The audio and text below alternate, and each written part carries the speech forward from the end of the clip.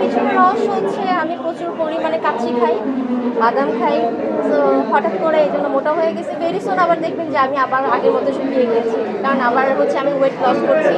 তো very soon দেখবেন ঈদের পর দেখবেন ইনশাল্লাহ শুকিয়ে গেছি আবার। আচ্ছা, ওয়েট গেইন করা আসলে বেশি কষ্টের নাকি লস করা? লস করো অনেক কষ্টের, গেইন তো ভাই খাইলেই হয়ে যায়। আমি তো প্রচণ্ড খেতে পছন্দ করি, কিন্তু আসলে যেহেতু ফিগারটা ঠিকঠাক রাখতে হয় তো ওভাবে খাওয়া হয় না।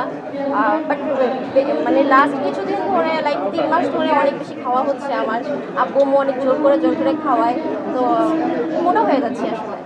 আচ্ছা, আপু একটু যদি জানতে চাই, আসলে একজন প্রফেশনাল ডিজে মানে অনেক তো বাধা থাকে, এই বাধা পেরিয়ে এই পজিশনে এসেছে, এই পজিশনে এসে যে আসলে মানুষের মাঝে আপনার কাজ উপহার দিচ্ছেন, এই দিতে পারার অনুভূতিটা কেমন?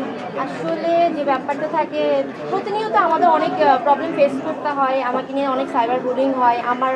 আর এই মিডিয়া ইন্ডাস্ট্রিতে অনেক লোক আমাকে নিয়ে অনেক বাজে কথা বলে, তো এগুলো আমি আসলে মানে মাথায় নিই না। আমি আমার কাজকে ফোকাস করি।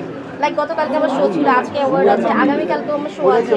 এগুলোর বাইরে আসলে এসব জিনিস নিয়ে চিন্তা করার মতো আমার সময়টা নেই। আমি যতটুকু সময় চিন্তা করি আমার কাজকে নিয়ে চিন্তা করি, কীভাবে একটা কাজ করব, নতুন একটা কাজের রিমিক্স রেডি করবো, এগুলোই চিন্তা করি।